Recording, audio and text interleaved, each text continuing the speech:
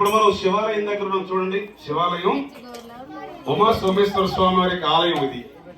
Okay, శివుడికి బాగా ఇష్టమైనటువంటి ఇది ఏమిటి అని అడిగితే అందరూ ముందు చెప్పేది పాలాభిషేకం, అంతే కదా.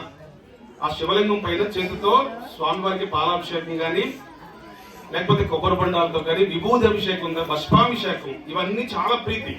అంతకంటే బెల్ల పత్రంతో అభిషేకం అంటే స్వామికి ఇంకా ఇష్టం. కానీ శివుడు ఏం చెప్తున్నారు భాగవతంలో అంటే, పార్వతీదేవి అడిగారు అనమాట, మీకు బాగా ఇష్టమైంది మీరు ఏం చేస్తే బాగా ఇష్టపడతారు అని. ఎవరు అడిగారండి ప్రశ్న? పార్వతీదేవి అడిగారు.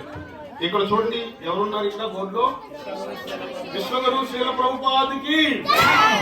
ఈ మహానుభావుడు గురువు గారు ఏం చెప్పారంటే భాగవతంలో ఒక మంచి పాయింట్ చెప్తారు.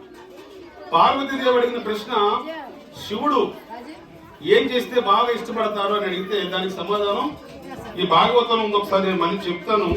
ఇది నేను చెప్తుందో, లేకపోతే ఈ గ్రామ పెద్దలు చెప్తుందో, లేకపోతే మన పండితులు చెప్పిందో కాదండి.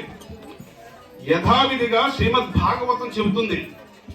ఏమని చెప్పండి? హరేర్ నామ హరేర్ నామ హరేర్ నామైవ కేవలం హరే రామ హరే కృష్ణ కృష్ణ కృష్ణేతి మంగళం. చూడండి, ఎవరు ఎప్పటికప్పుడు ఈ పవిత్ర నామాలను జపిస్తారో వారిపై కలియుగ దోషాలు ప్రభావం చూపలేవు. మనిషి ఇతర పనులు చేస్తూనే కూడా మధ్య మధ్యలో తప్పనిసరిగా భగవన్నామాన్ని జపిస్తూ ఉండాలి. ఇది ఎక్కడి నుంచి చెప్పారు? పద్మపురాణం పాతాళకండ అధ్యాయం 80 శ్లోకాలు 1 నుంచి 33 వరకు. అంటే శివుడు బాగా ఇష్టపడేది దేనికంటే హరినామం. ఆయన కూడా రామనామాన్ని నిరంతరం జపించేస్తూ ఉంటారు అన్నమాట. అందుకే శివుడిని ఏమంటారు? వైష్ణవానాం యథా శంభు. చెప్పండి, వైష్ణవానాం, గట్టిగా చెప్పండి, వైష్ణవానాం యథా శంభు.